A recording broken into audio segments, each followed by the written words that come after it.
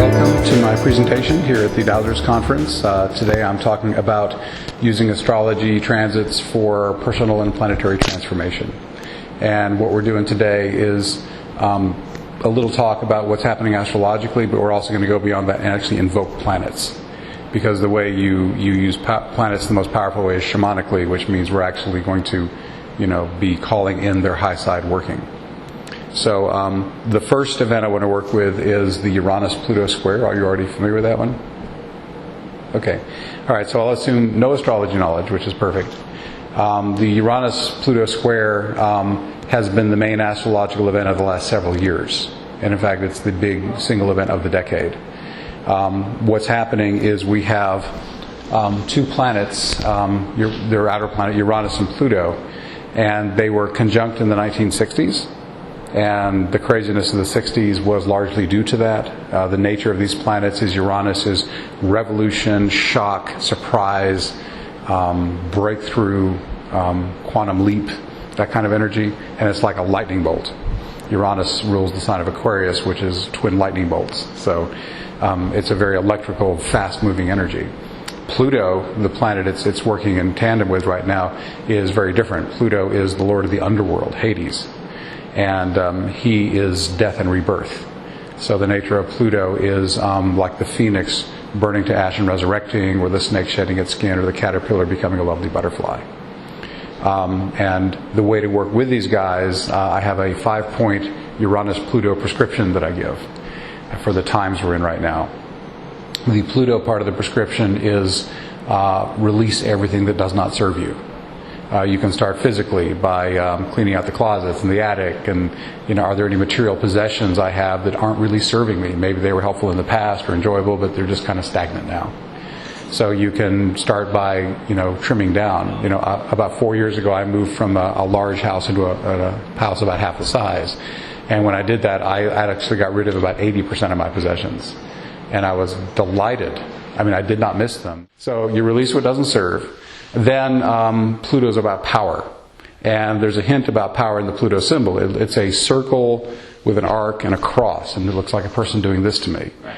And to me that says, I surrender. And with this kind of surrender, you win. Because it's saying surrender to the divine that you are.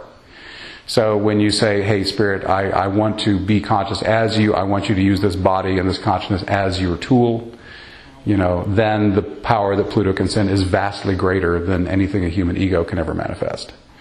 So that is and not everyone's ready to do that level of surrender, but for those who are, it's really powerful. It's kind of like the first Star Wars movie where Obi-Wan Kenobi and Darth Vader are doing the lightsaber battle, and they're fighting it out, and then all of a sudden Obi-Wan does this, and he says, if you strike me down now, I will become more powerful than you can possibly imagine. And when Darth Vader does, the empty robe falls to the floor, and then you hear, run, Luke, run! And Obi-Wan Kenobi has sacrificed his physical body to become a disembodied consciousness. But now he can be anywhere, anytime. He's much more powerful and much more able to help what needs helping because of what he just did, the sacrifice he made.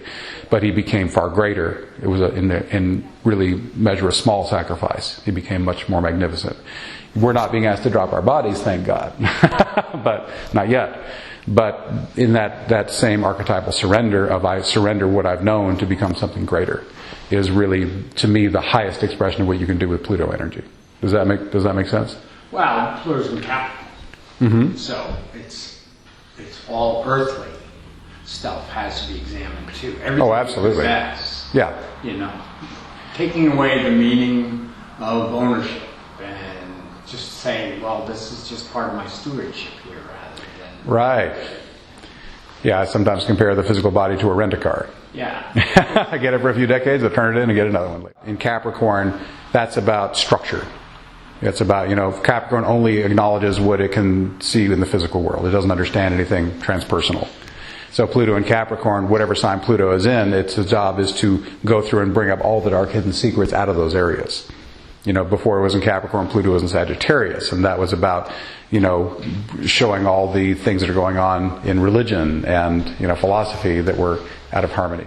And before I forget to plug my book, I've got my book, I have a book which is a compilation book called Transpersonal Astrology, Explorations at the Frontier. It contains a chapter I wrote called Shamanic Astrology, and if what we're doing here today with the planets is of interest to you, everything I know about how to do this is in that chapter.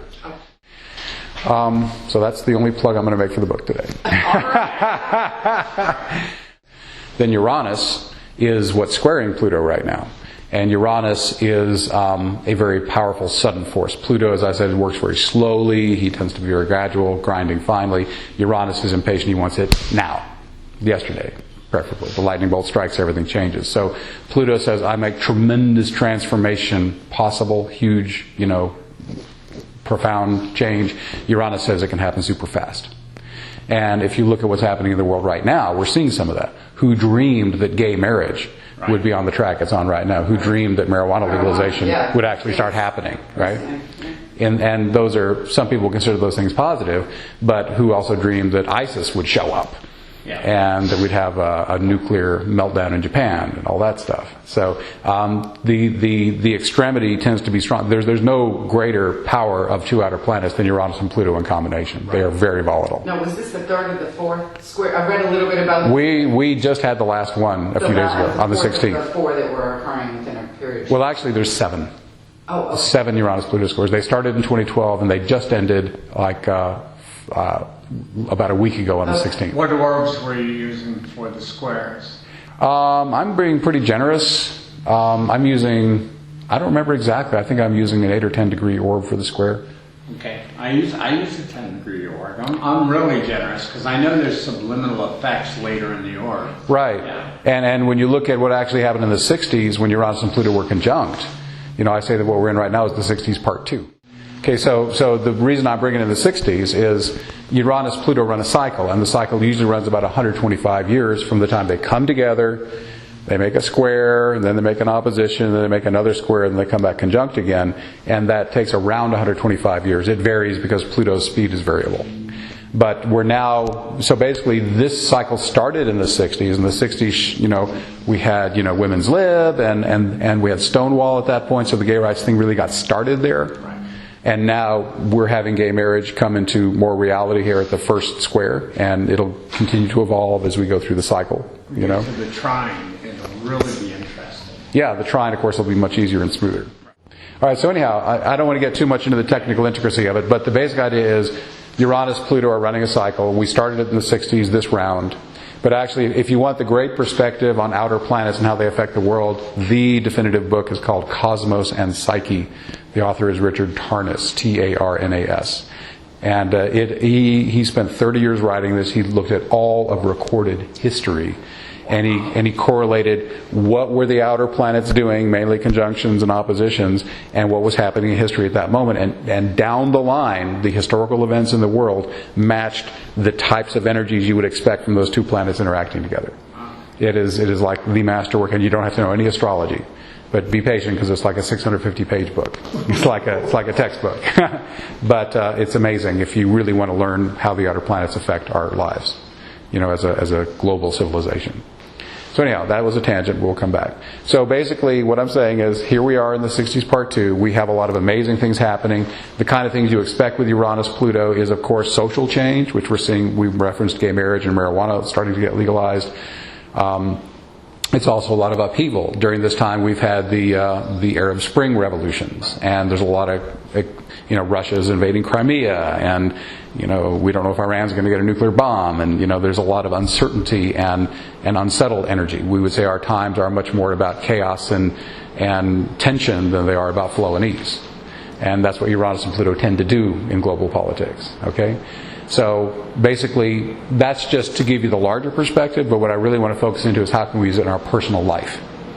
Because my belief is if you really want to change the world, you change yourself. And if you want a peaceful world, your job is to become peaceful in your own being. So that we're going to use those planets to bring us their high side. Now, I want to give you on a personal level the low and high of Pluto and Uranus. Okay? Wherever they are or whatever they're doing to your chart. Okay, now let me go one more slight tangent. Some people, whether you are feeling the Uranus-Pluto square in a really big way personally has to do with whether they're hitting your natal chart in a strong way. Okay, right now Uranus and Pluto are around 15 degrees cardinal. which means Uranus is in Aries, Pluto's in Capricorn, but the other cardinal signs, Cancer and Libra, if you've got anything right now, I say that the hot range right now is around 13 degrees to 22 degrees. But what's happening is Uranus is moving fast. This summer he's going to station around 20 and a half Aries. So he's throwing his energy forward further than he has already. So what I'm saying to people is, if you've got stuff in your chart in Aries, Cancer, Libra, or Capricorn between around 13 and 22, then this Uranus-Pluto thing is very hot for you. If you don't, it's actually not such a big deal for you personally. I have some people who have nothing in that area. They're saying, my life is cruising, man. No big deals right now. Everything's smooth. People who have things, sensitive things, it's all chaos and crazy. What's going on? So remember that your unique natal chart has everything to do with whether the big deal in the sky right now is really affecting you much or not. And the angles the aspects that tend to make the difference are what we call quadrature angles. That means it's either a conjunction, they're right together, a square, they're 90 degrees apart, or it's an opposition, they're right across from each other. Those are the aspects that tend to have the biggest impact on people. All right, so have I lost anyone yet? Okay, good. All right, so let me once again come back. How do you personally use the energies? Pluto, as I've already said, you release all that doesn't serve you, and you surrender to the divine to run you the best you can. Now, challenging effects of Pluto tend to be about power. Sometimes when you get a strong Pluto transit, powerful people show up in your life and they challenge you. And if that's happening, it's you being challenged to move into more of your own power. Can I match or exceed the power of this thing that's challenging me? And again, my recommendation is not to try to do it from the ego, but to again call the divine, fill me with the power, let me surrender and receive the power. And I think that's a much more quick and efficient way to gain power than trying to, finagle it at the ego level. That's been my experience anyway. Then, Pluto also, if you get intoxicated with it at the ego level, you become a megalomaniac. You say, I want to control everyone and everything. This is like you can step into the archetype of Hitler or Darth Vader. I want what I want and I don't care who has to die for me to get it. The ends justify the means. I want what I want. That's the dark Pluto. Okay?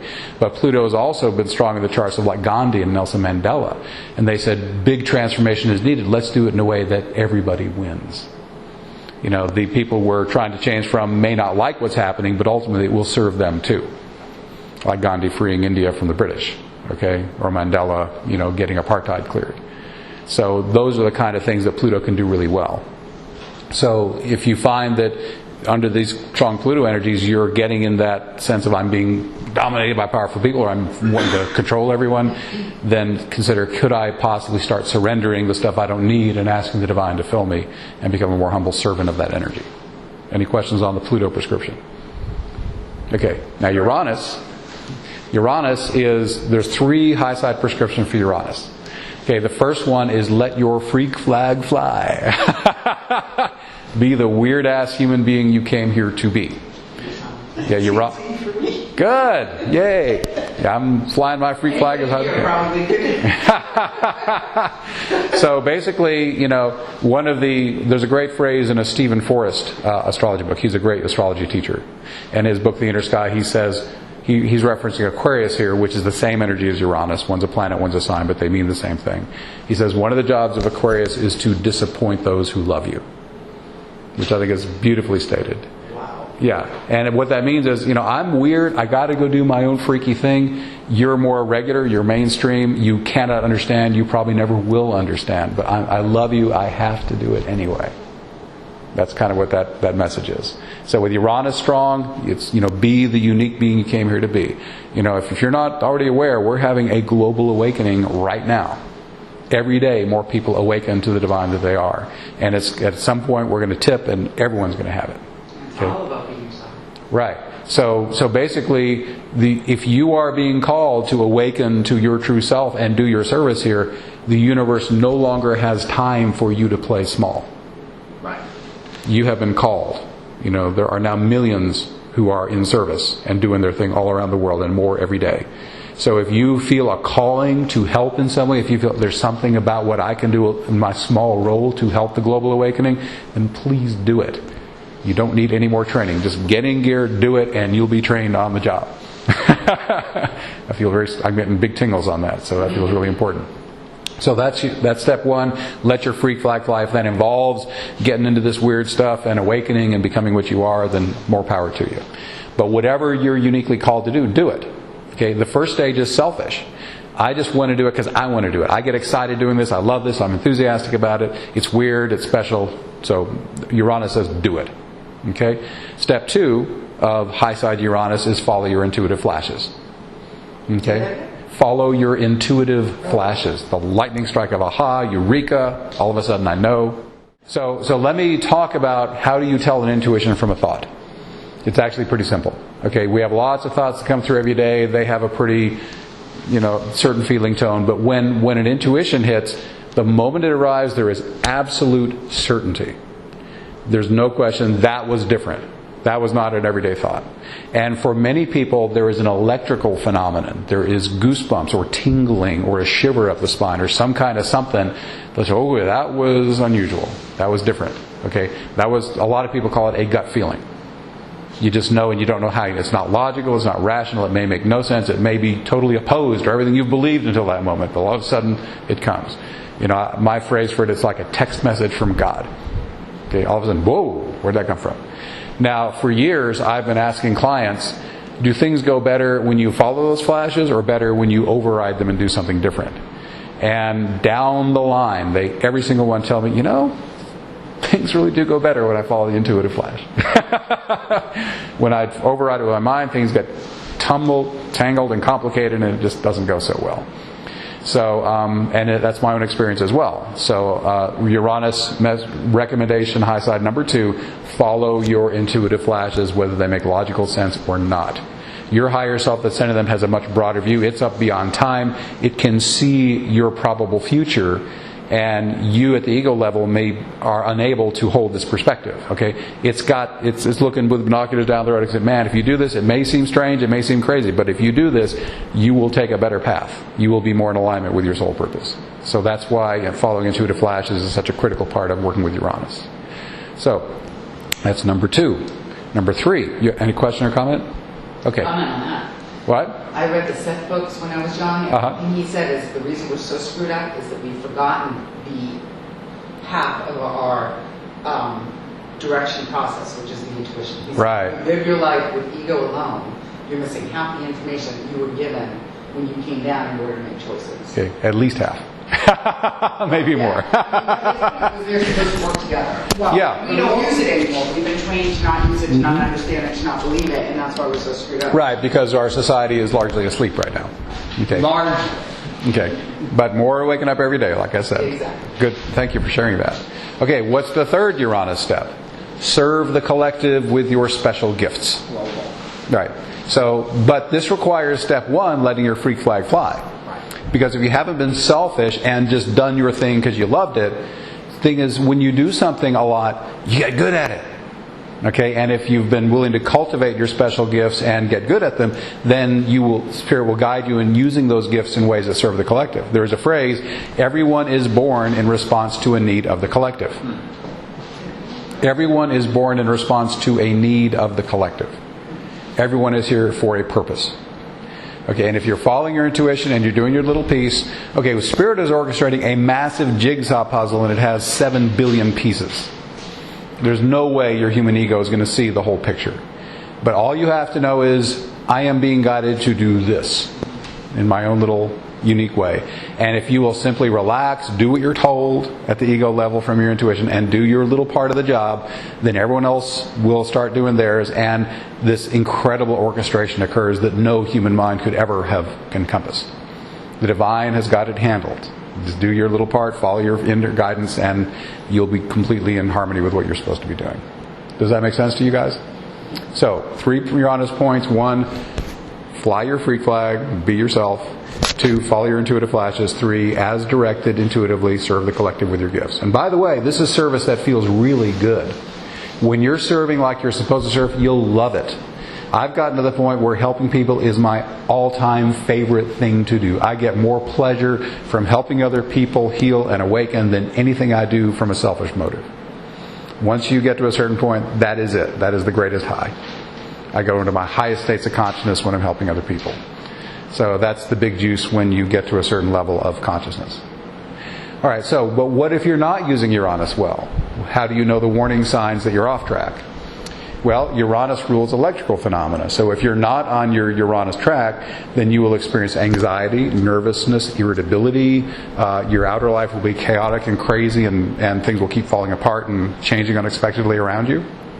So if you're experiencing stuff like that, then ask yourself the 3 high side questions. In what area am I not being true to my unique ego development? How am I not following my intuitive flashes? How am I not serving the collective with my gifts?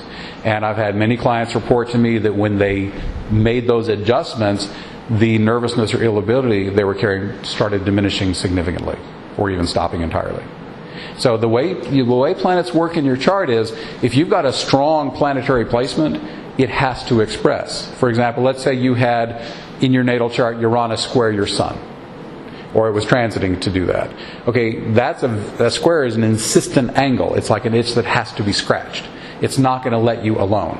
Okay, so if you've got a strong Uranus in your chart for whatever reasons, it needs to express. And if you don't express it high side, it's going to express low side. The energy is needing to come out. Okay, so basically, Needing to express. it has to express. That's a T-square in nature. Yes, exactly. Needing to express. Yeah, and there's all sorts of technical ways that planets can show themselves. It could be through a planet, a sign, a house. It's very complex and more than we can get into in this lecture. But if for any reason you've got a strong Uranus or a strong Aquarius going on, then you need to do those high side things, or you will experience the low side. As an astrologer, I say I'm more of an educator than a predictor. All that I can predict is I can tell you this is your archetypal recipe that you chose at birth. And I can tell you the timing of when the moving guys are going to come and stimulate certain things, and I can tell you the range of possibilities of those things. But what actually happens is up to you, because your free will lets you choose how am I going to make use of these energies. So I don't tell my client what's going to happen. I say, here's your raw material. What are you going to sculpt with it? Does that make sense? Mm-hmm. So the way I do astrology, there's a huge amount of free will in the mix. Okay, so you understand Uranus-Pluto now? Okay, so we have a comprehension of it, and again, for the perspective, Uranus-Pluto, their square that we're now experiencing globally kicked in between 2006 2007, okay, and it's going to go through the end of the decade. Okay, so we just had the last one about a week ago as I give this lecture, but again, years more of Uranus-Pluto energy still there. So now I'd like to shift gears, and now that your mind has some understanding, let's call these guys in. We're going to call in the Uranus-Pluto square and ask it to do those high side things that I described. Is everyone up for that? Okay. I have to. Sweet. Okay, so close your eyes. This is all an inside job. And so I'm going to lead you in a rather long invocation. It's going to be like a wedding vow, a few words at a time. So I'll just ask you to trust me and say the words out loud after me. So for starters, just feel your energy and feel how you feel right now. Because this is your baseline. After we're done, I want you to once again check your energy field and see what shifted. Because you'll probably feel something. Okay, here we go. I call Uranus. I call Uranus. Please assist me. Please assist me in being the unique human being I came here to be. In my inner beliefs. And outward expression. Please help me hear the intuitive flashes. That you send. And act in alignment with them. Promptly and cooperatively. Help me serve the collective. With my special gifts. And serve in the ways. That bring me the greatest joy and excitement. Thank you, Uranus. Pluto. I call you now. Please help me release. All that does not serve me. Whether that's material possessions. Relationships. Ways of thinking. ways of thinking, or ways of being. Help me surrender to the divine power that I am, so that my ego is guided by my divine power. Please let this be so. Uranus and Pluto. To the greatest extent. That serves highest good. Please make this energetic transformation now.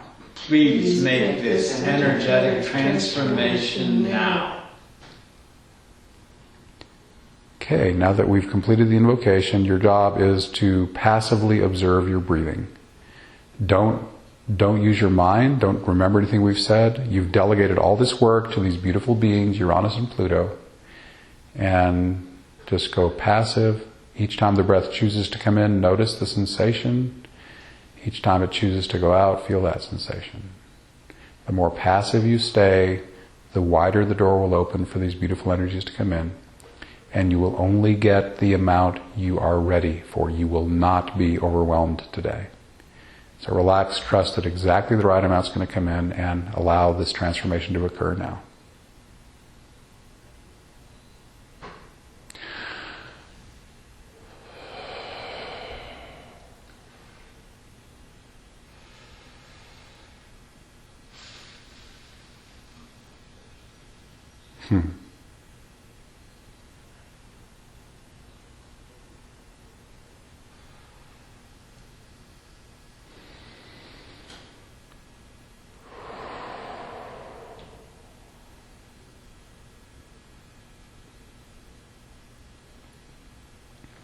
If you start to move in an altered state, just allow that. That is how the energy works.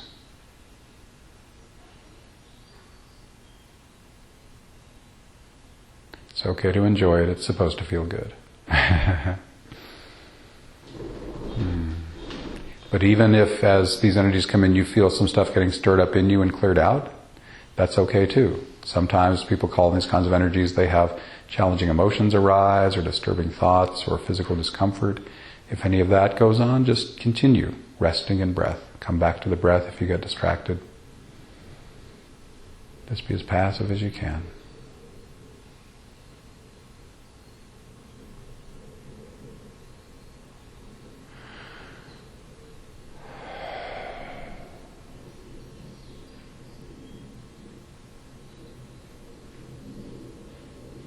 Okay, that's stabilizing. Give it just a moment longer.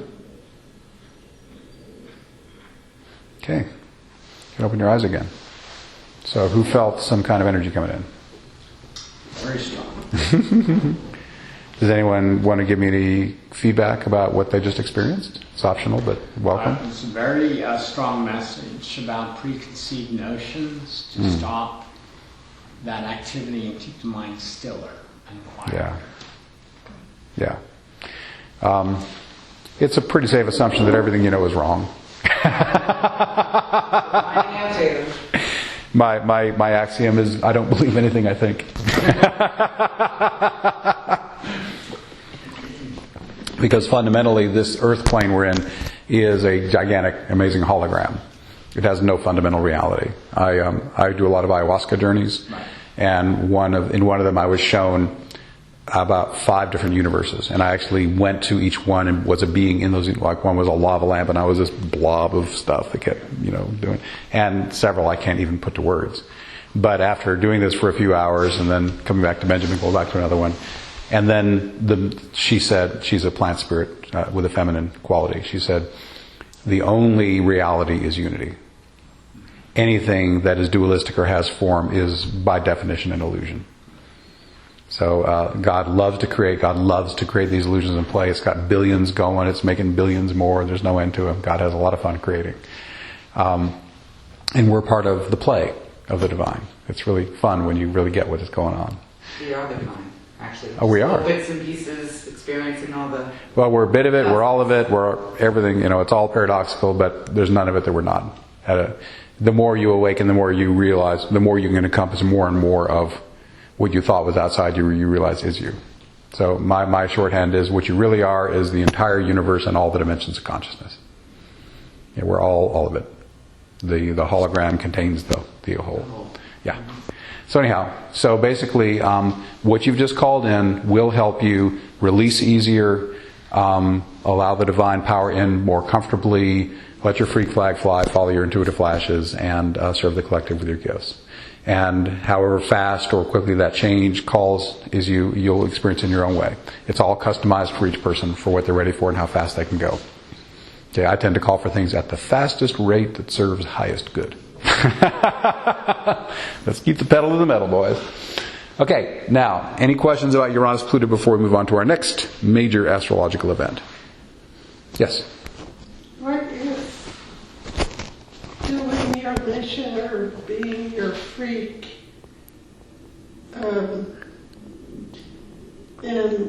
and getting rid of lots of physical possessions would interfere with each other? In other words, I have so many physical possessions it'd probably take me a few years to sell them or something. But that would take me time away from trying to start my company. Oh, I understand.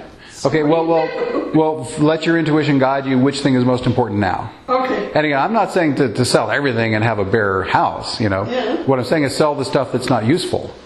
Some stuff you need, some stuff gives you great pleasure, some stuff helps, promote your consciousness faster. Keep that stuff. Right. But I'm saying the stuff that is just gathering dust, you're not using it, it's just dead weight, and everything carries a psychic price. One thing you can say is your possessions own you. Everything you have to have a place for it. You might have to insure it. It might require some level of maintenance, some little bit of your mind is with that thing. Management. Yeah. Money for taxes. Money for. Yeah. Stuff creates complication. Well, there's always an energy drain. The more stuff. I just moved, and I moved to a house that was almost a half size smaller. Yeah. I had no choice. Yeah. And I'm struggling with stuff everywhere, and I know I need to release. And it's difficult. I can see use for everything. Right.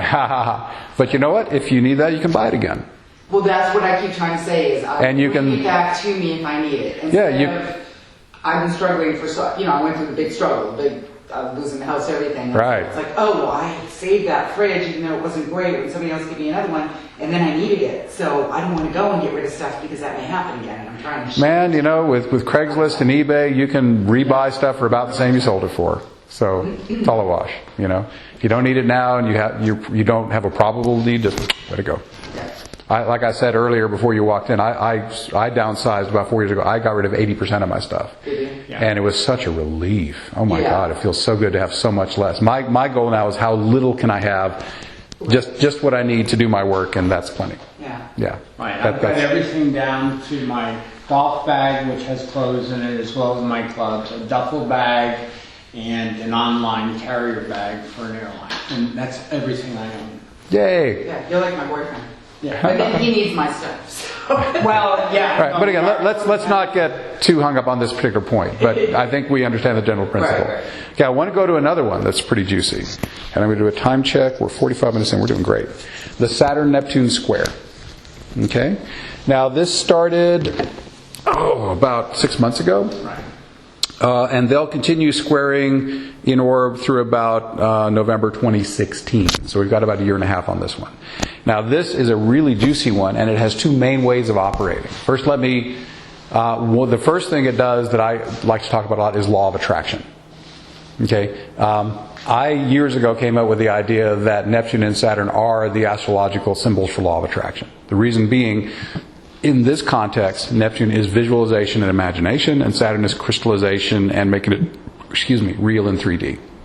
Okay? So, and I've tested this for years. Every time I see a client and they've got Neptune and Saturn somehow making a strong connection, or even the signs they rule, like, Pisces and Capricorn somehow implicated, or even the 12th and 10th house, which are their natural house rulerships, anything like that. But let's just keep it simple. When I say Saturn, Neptune, that's shorthand for all the other stuff, okay? When there's a strong connection, I ask them, I'm just curious, when you really want something and you fantasize about it a lot and you imagine it as if it's already real and there's a lot of emotional juice, does that thing tend to show up in your life? And they say, yeah. And it'll work good or bad, because if you spend a lot of time imagining unpleasant, possibly you worry a lot. You know, my phrase is, worry is a sincere prayer for what you do not want. Right? But the people, when they say, yeah, when I focus, that happens. So right now, everybody has extra law of attraction juju.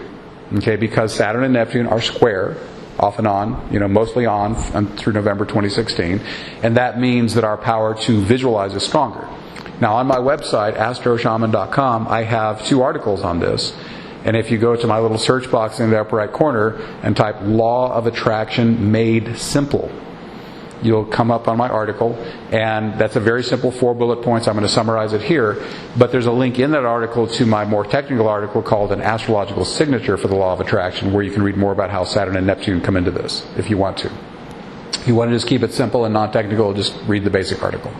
But I did a few years ago, I did a lot of law of attraction research. I read books, watched videos, and now in my life I've done really complicated spiritual paths a couple of times, and I'm sick of it.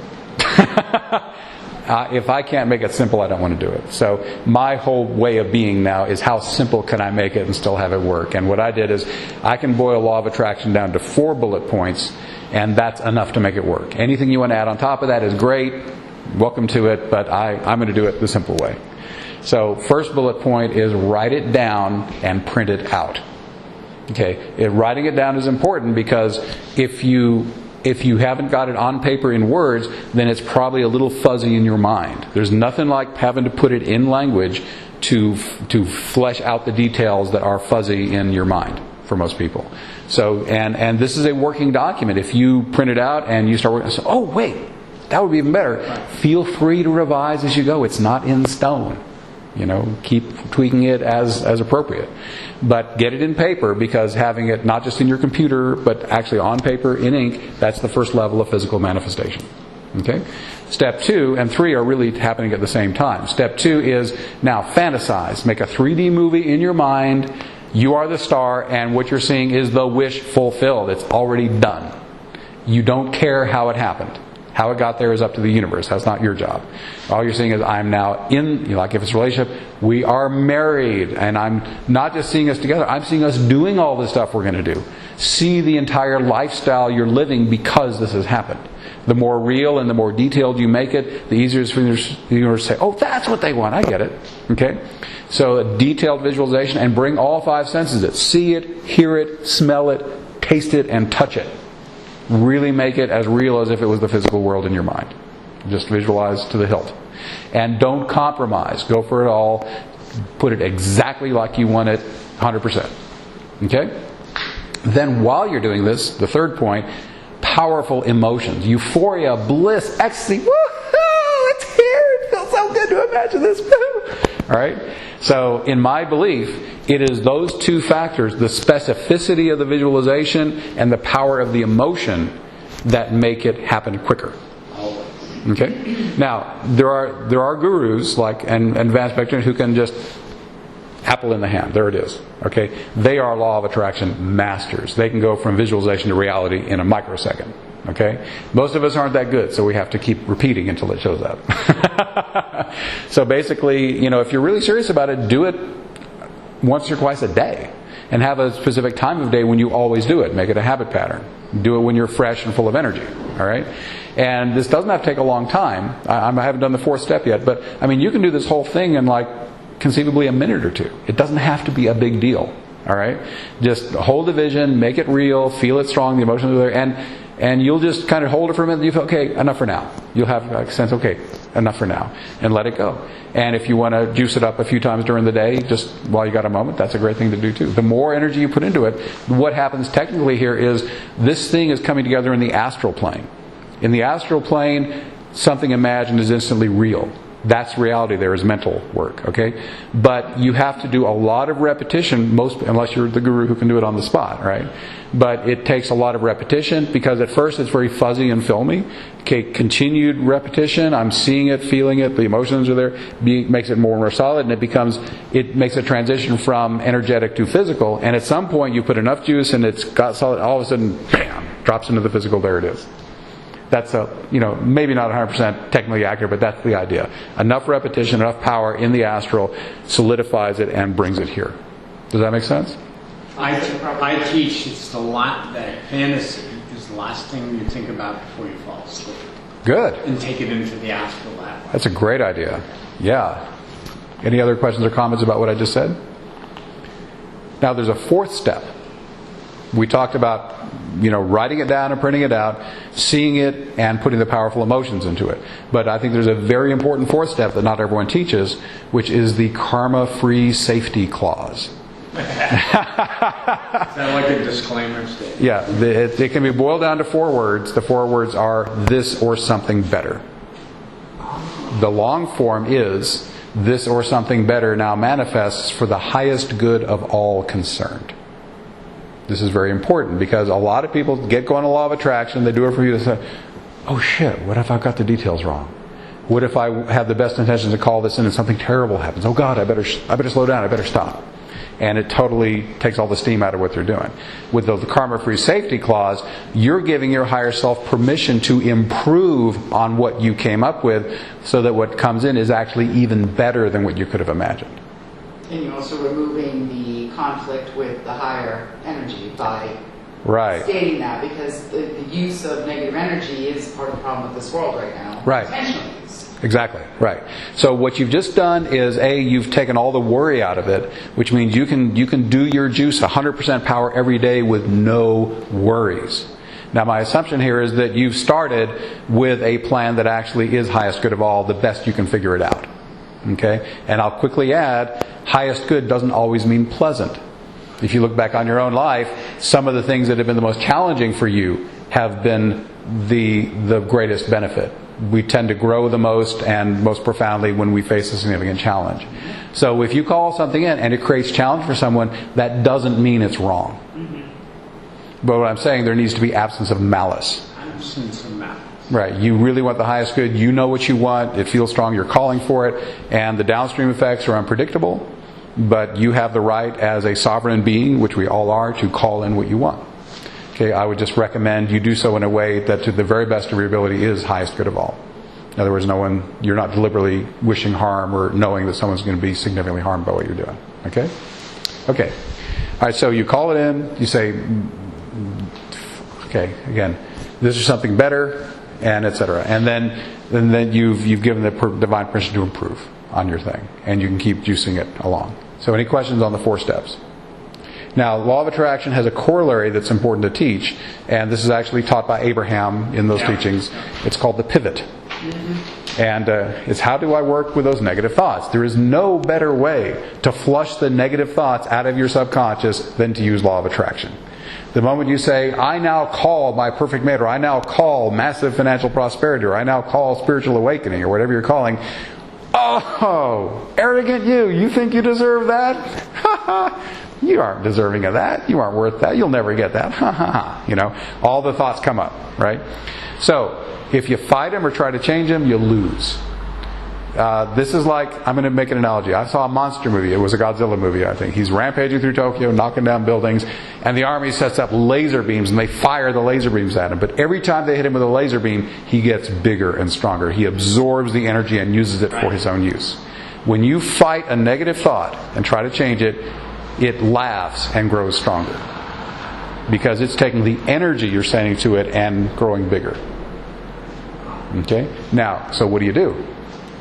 You visualize the positive opposite. Okay, if you want that ideal partner to show up, and that negative, you'll never have a partner. Who do you think you are? You say, oh, I now once again visualize myself with my perfect partner. Okay, so what's happened is we all have these negative grooves in our mind that are negative, self-defeating thoughts. We came by them honestly as kids usually, and they run themselves through autopilot. So what we do is each time we notice that's happening, we go start a new loop. And when we give enough energy to the new loop, guess what? It gets bigger and stronger than the old loop, and the old loop fades out, and the new loop takes over. You reprogram your mind simply by focusing attention on the positive opposite that cannot exist at the same time with the negative. That's why some people say, oh, think of something else. But I say, think of something that directly negates the negative. Okay? That way you directly are going to take it out over time. Not by fighting it, but by replacing it with something that gets more power than it does. Does that make sense? Yeah. Okay. Yeah.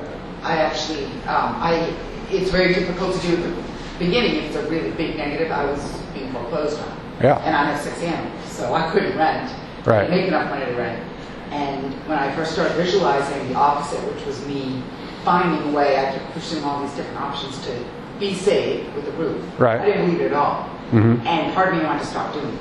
Right. But I knew that I had to continue doing it, and as I continued, the energy got better and better and better until I believed it. But it took quite a while to do that. Yeah. And I eventually managed to sell my house for more than I owed, and I bought a really cheap house, which was amazing, Wow. for $11,000, which is part of, Wow. in bad shape. But it's a roof, and my cats are safe, and Yay. I'm safe. And, Where are you from? well, I just moved from Charlotte. I live in South Carolina. Yeah. Okay. So That's a great story. It's like the fighting. It's like I don't believe it, but I have to keep doing it. Right. Because what's the alternative? Right, and of Yeah. course you're not going to believe it at the beginning, or you wouldn't have those fears. Right. If you did 100%, the fears wouldn't be there. Exactly. Yeah, so I have 2 stock phrases that relate to what you just said. Okay. When you're going through hell, keep going. Right, get to the other side. The other is the only way out is through. Yeah. We're taught so much in our society, if something unpleasant comes up, distract yourself, anesthetize yourself, do anything except face it square in the face, right? But I found if you want to heal something, you got to dive right into it. In this case, in this context, recognize that, okay, there you are, my negative thought, my friend, here you are, and now I choose to focus on your opposite. Okay, so that's my recommendation. Now again, I'm just giving you the best ideas I have. I'll probably get better ones in the future, so, take everything I say with a grain of salt and only do what feels best for you. What? Truth is very fluid. It is, yeah, and we keep growing and learning, don't we? Okay, so that's all about law of attraction. Now, I'm going to pull back to the reason I'm talking about this is the Saturn-Neptune square. So that's one way it works. So basically, right now, our ability to hold the visions and use law of attraction is much powerful than before. And I'm being called to tell you about the 2 levels, the 2 sets of rules for human beings. Okay? One rule, what I just described, is the rule for most of us who are, even if we have some divine consciousness, there's still some ego identification. But there's a few of us who are awake, and they're on autopilot. So just as a side note, it is possible to move to a state where you are so identified as the spirit being that you are, and the more you do that, the more there's this autopilot flow. And there's this flow, ease, harmony, and grace, and all of a sudden you don't have to figure out so much, and things just kind of start coming to you automatically, and it really is beautiful. And if you get awake enough, then you don't have to use law of attraction or really any initiative at all, because any idea you need just spontaneously occurs. Anything you need to do, suddenly you find yourself doing it. Yeah, the phrase is like there's doing but no doer, thinking but no thinker, that kind of thing. So it is possible to get to a level of awakening where law of attraction is not necessary anymore. But the reason I'm mentioning this, I realize now, I just was told to start talking about it, is there are some people who try to play by the awakened rules when they're not awake yet. That doesn't work. If you still are identifying as a human ego and you still have desires arising that are unfulfilled, then I recommend using law of attraction to fulfill them. Okay? When you get into this flow state, you become more desireless. It's just everything is fine, just like it is. Okay? So I hope that now, if you may not understand that if you're not much into the awakened state yet, but when you are, this will make more sense. Okay, so that's a little side note. Okay, now Saturn-Neptune work another way besides law of attraction.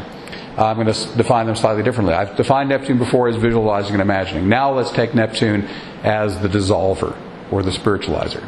Okay, and let's take Saturn, pretty much the same use as structure. Okay, so when Neptune and Saturn square, Neptune says, "Oh, my job now is to dissolve all the structures that don't serve highest good." So this is a time also, I encouraged you when we talked about Pluto to get rid of all the stuff you don't need anyway, right? If you do it proactively, it's easier.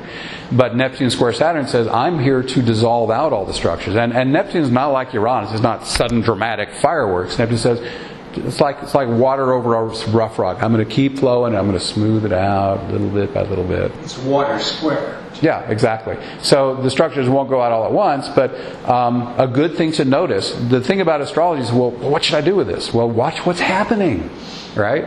If you have a structure in your life right now and it's losing energy and it's kind of dissolving away and kind of disintegrating on its own, that may be hey, I'm supposed to be letting go of that. It's lost this juice. It's going away. Let me not fight that and just release it. Okay?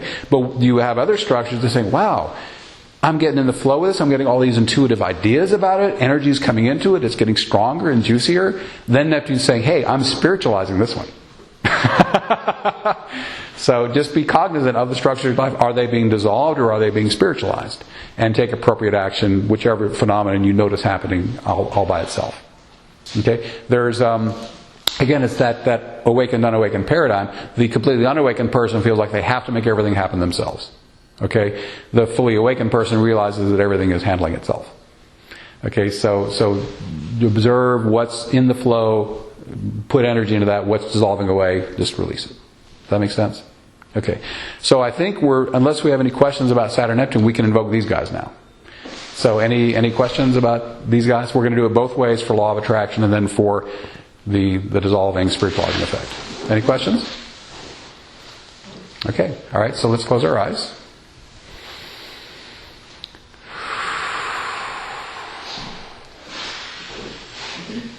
And before we do this, check in. You may feel different now than when we started this lecture. We've done one. We forgot to check in at the end of the Uranus-Pluto thing, but just notice: do I now feel, compared to when I first checked in, more like a being of energy and less like a being of physical form? Am I more aware of the real me, the energy me? Just notice that for starters. Okay, so let's call these guys. I now call Neptune and Saturn. Now call Neptune and Saturn. Neptune, please assist me in visualizing that which I desire. Saturn, please assist me in crystallizing into physical form that which I desire. Neptune and Saturn, please help me use the law of attraction in the way that serves the highest good of all concerned. Neptune and Saturn, please help me feel the flow of divine energetic support of those structures in my life which are being spiritualized and which I should be putting more energy into and assist me in doing that. Help me also feel the structures in my life which are being dissolved and help me to release them with peace and equanimity. Let all this be so to the greatest extent that serves highest good. Starting now, thank you. Now please release all that language and go to passive breath awareness again. There's no thought that can help you now, just feel the breath. If you're fully with the breath, you won't be thinking. The more you just relax easily into this thought-free state of breath awareness, the more Neptune and Saturn can now make the energetic shifts in you that you have just invoked.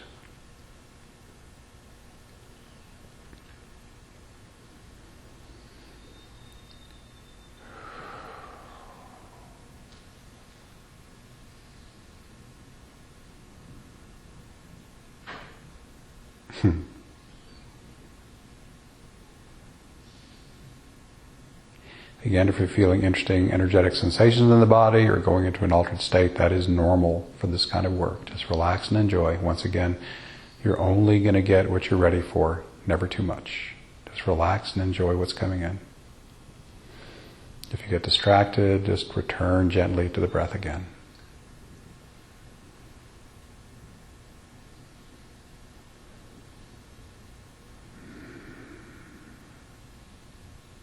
Good, you're doing great. Stay with it.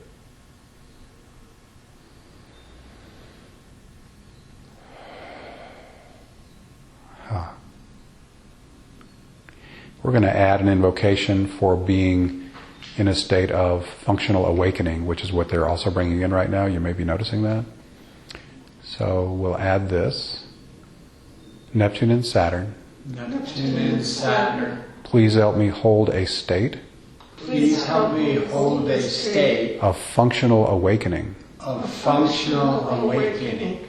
Fully aware. Fully aware. Of the absolute peace that I am. Of the absolute peace that I am. Existing. Existing. In the physical body and ego. In the physical body and ego. That I am currently making use of. That I am currently making use of. For my business. For my business. In the three-dimensional world. In the three-dimensional world. Let this be so. Let this be so. To the greatest extent. To the greatest extent. That serves highest good. And serves the highest good. Starting now, thank you. Once again, release all that language, relax. Don't try to make it happen yourself through visualizing or effort. Just go to passive breathing. Egoic effort will only slow it down. And once again, if you get distracted by anything at all other than your breath, just gently return to the breath each time you notice that happening. The best you can do is perfect. Good.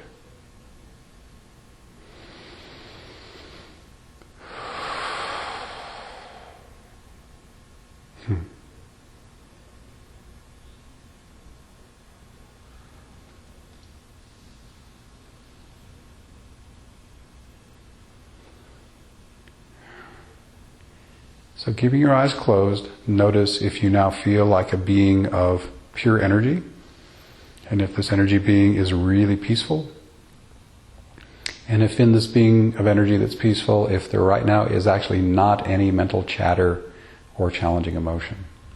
If that's what you're experiencing, just raise your hand a little bit so I can see. I'm experiencing physical pain. It's okay, that can be there too. Mm-hmm. So just notice how much you feel like that peaceful being of energy. It may be a partial or complete experience.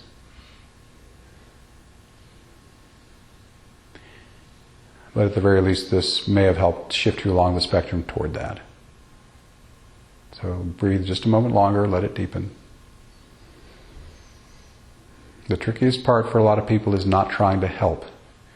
Just be perfectly fine with whatever you are experiencing right now and rest passively in the breath.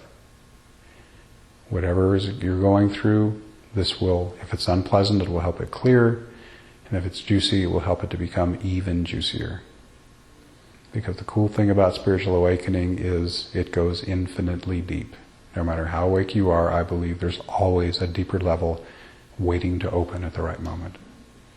It never gets boring.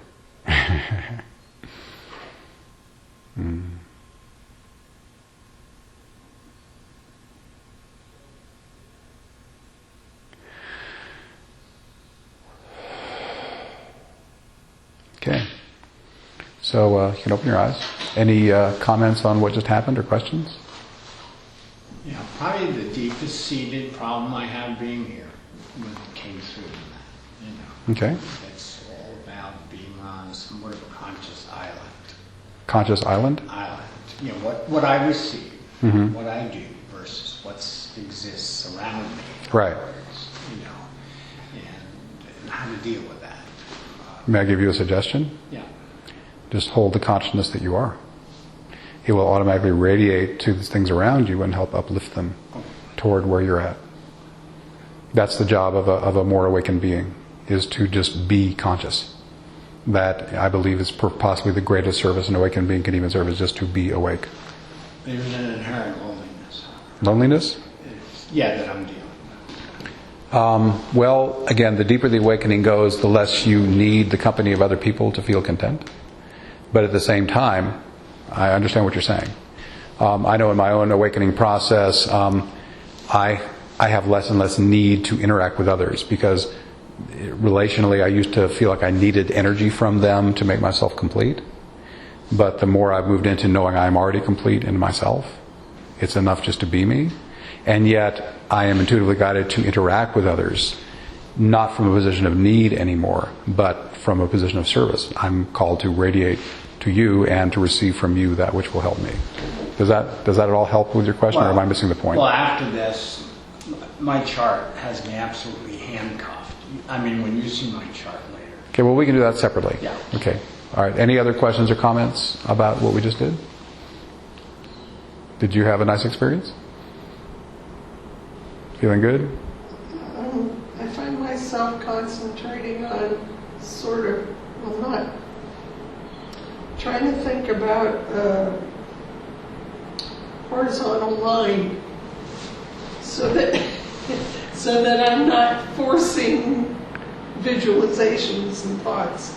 Okay, so the breath focus was not enough to rest in? Okay. I'm half Gemini. I have a very active mind. Okay, do you feel at least better than before we did the invocation? Is there any... I guess so. So some improvement? Good. So we all get what we're ready for. If you're still really trapped in the mind, you'll feel some, but not the depth of maybe what I was describing.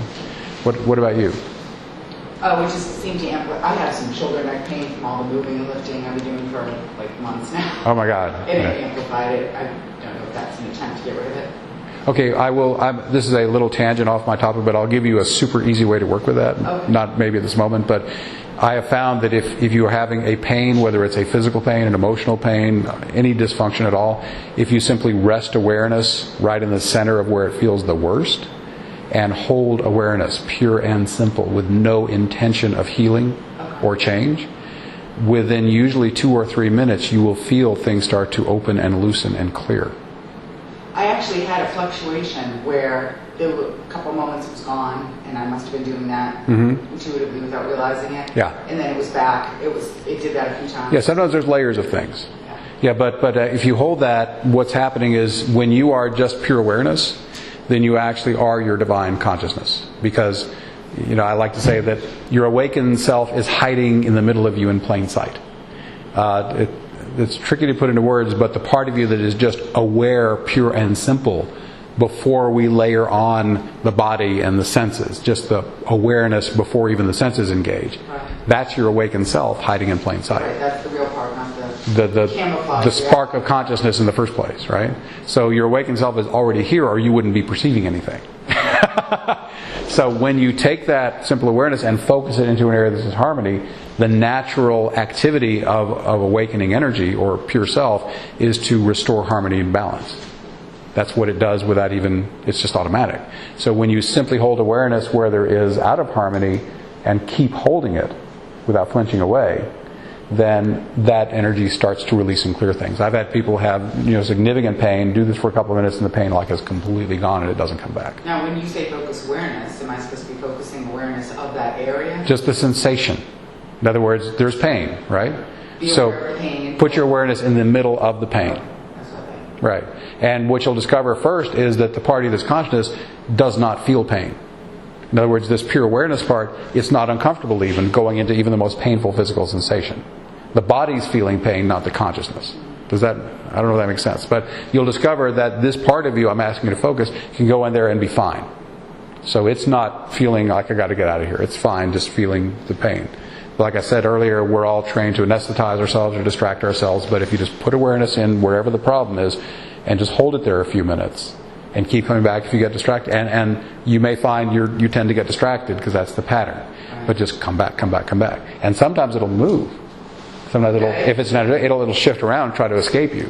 Because, oh shit, the gig's up. It's after me now. She's on to me. Oh no, run. So keep refocusing wherever the pain moves to, and just stay with your awareness. And it starts loosening and it starts radiating out like an orb in all directions, and it just radiates out. So I can't guarantee it'll work every time, but it works most of the time with the people I do it with. So it's at least worth a shot. And it's real simple. Okay. All right. So any other feedback or comments from this particular invocation? Let me see how we're doing on time. Wow, we're 3 minutes from stop time, so we've timed that really well. So, in summary, what we did today is we did the Uranus-Pluto square, and worked with the high side of those energies. We worked with the Saturn-Neptune square, worked with those. And note, these are both squares. The challenging angles. And yet we managed to find potential in there for really positive outcomes, which goes back to my premise. There's nothing inherently good or bad in astrology. It's just raw material.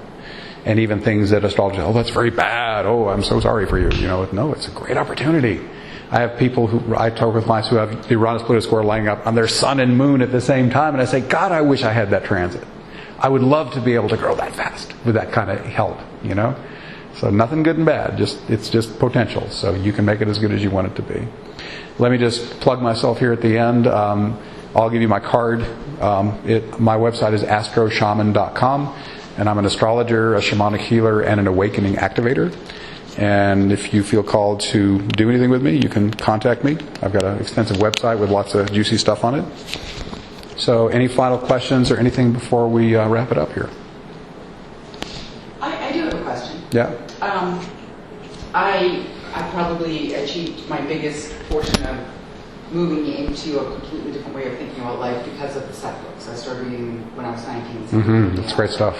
Yeah. So when you're 19, it's a little bit much to read. It's like, okay, how many times am I going to reread this paragraph before I get it? Once you read that, everything else relates and is somewhat simpler. And one thing he talked about was, like, by 2065, all probabilities of this world will have shifted. But then you read other things that indicate there are always probabilities that don't shift. And if I look at astrology saying that, because, just like the moon rotates around the earth and the earth rotates around the sun, we're rotating, the galaxy rotates within the universe. Right. We're opening up to this pure energy that Right. then dictates why we're moving into the period in the Indian Vedic astrology of the Golden Age, Right. the Mayans. The Sat Yuga, yeah. What's your opinion of the fact that there are probabilities that won't resolve? Who cares? That seems Like I said, I like to keep things really simple. Right. I'm aware of a certain reality right now. This is the only one I have any responsibility for dealing with. Well, yeah, you're picking probabilities with every choice you make. So. Right. So my choice is I want my prime important thing for me is I need to stay as spiritually awake as I possibly can in each moment. Yeah. When I become the embodiment of peace, then that radiates from me and it helps uplift the reality I'm aware of into more peace itself. When enough of us do it, there's a tipping point and the whole world goes peaceful. Everyone wakes up. It's the entire monkey. It is, morphic resonance. entire Exactly. function of this conference. Yeah, so that is my answer. Keep it simple. I think if a person is on the spiritual path, I think the number one most important thing is wake yourself up. Do whatever you can to become aware of the divine being that you are and hold that consciousness every moment of every day. Everything else will flow automatically from that. I guess it's more of an intellectual curiosity. I like to understand. Right. Like I do a lot of thinking about probabilities, and I have pictures in my head of things. That's fine, and that may be an important part of your I'll path. explain it to others who are kind of, I have people Right. talk to me with questions about. Totally, and it's very fun to play in the intellectual realm. I've played there for most of my life. Right. I go there now. I go there only when necessary, because it is so much more juicy just to be consciousness, and to be in that sweet permanent state of yummy. And then if my intellect needs to come in as a servant, not as the master. I like to say the mind is a wonderful servant and a terrible master.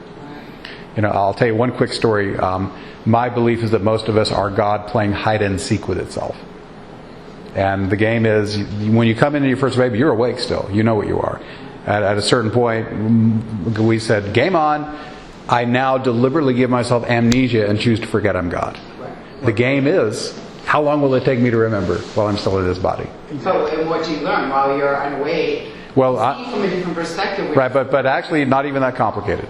My game is really simple. Okay, my game is, how long will it take me to remember I'm God? And then once I do, can I stay awake? But no game is any fun without a good opponent. God loves a good game, right? So the opponent is your ego, whose assigned task is, can I keep them asleep their whole life and stop them waking up in the first place? And if they do, how can I possibly put them back to sleep? Yeah. and lose the awakening. So what I've experienced, I had my first, what I would call a permanent awakening in 2011, okay? And ever since then, there's been times I've gone back to sleep and then woke up again. And my ego is using every trick in the book, any weakness in my psyche, it will exploit that to try to use pain or pleasure or distraction to make me think I'm just Benjamin again. And eventually it may put me to sleep for a short time, then, oh no, I'm the divine. And I'm remembering it a lot more consistently now. But what I've learned, as I said earlier, it goes ever deeper, and every level is even juicier. And what I love about this, there's a spiritual teacher I admire so much. His name is Ash Ruiz. He's spent some time in Asheville here, and he is the embodiment of perfect joy. He laughs and smiles and grins and giggles and sings, and he is awake as anyone I've ever seen. And I said, that's how I want to be. And I'm actually becoming more like that now. I am finding more ease, flow, radiance. I laugh more. I giggle. I don't take things personally near as much as I used to. And the ease and flow and joy of moving in deeper into this state is priceless. You couldn't pay me enough money to give this up. How do you get away from the fray, and which allows you to be more like that? You can be like that right in the middle of the fray. Context is irrelevant. Consciousness, when you're really solid in your consciousness, nothing can shake it. Yeah, well, I'm not a matter of shaking. It's a matter of being of service within that environment. Well, you serve as you're intuitively called. Right. I guess my bottom line answer is you don't have to figure it out. It shows itself automatically when you're awake. Okay. Everything, like I said, everything goes on autopilot the more you wake up. And you don't have to. Right now, when you're not fully awake, you have to worry about, how am I going to do this? What's going to happen? You think contingencies and plans. And then you just, it just flows. It takes care of itself. And the intellect hates that answer. I can't do anything with that. But that's more and more my experience. And I know lots of people who are in that flow as well. So my core advice always is just, if what I'm talking about interests you, just do whatever you can to call your awakening, stay as awake as you can. And just keep cultivating, because it'll keep going deeper, and you'll be happier and happier and happier the more it settles in. One more thing before I close. I do have a section of my website entirely devoted to a simple technique for awakening, and it's all free. So if you go to astroshaman.com, at the top of the homepage sidebar on the right, there's a thing that says, a purple banner says Heal and Awaken Invocations. I'm looking at the screen from my perspective. It's over here if you're there. Okay. Click the banner, and it will take you to a section of blogs where I talk about this. I give the techniques, and I have 3 different audios of me leading this. There's a 17-minute, a 33-minute, and a 100-minute. Pick the length you like. And all of them have me guiding you through a little cycle of things that the cycle is, and these are invocations spoken directly to your higher self. You say, okay, fill my body with maximum light and divine consciousness. You receive that passively. The same passive thing we were doing today, passive recepting. Then you say maximum light body expansion. Then you say, make me one with the absolute peace that I am, which we did here today, and we felt that a little bit, okay? Then you're just God, okay? And they say, but we're only halfway through the cycle, okay? Now, integrate the light body and the physical body together. So I have a functional awakening. I am the perfect peace that I am, using this body like the car it's driving around.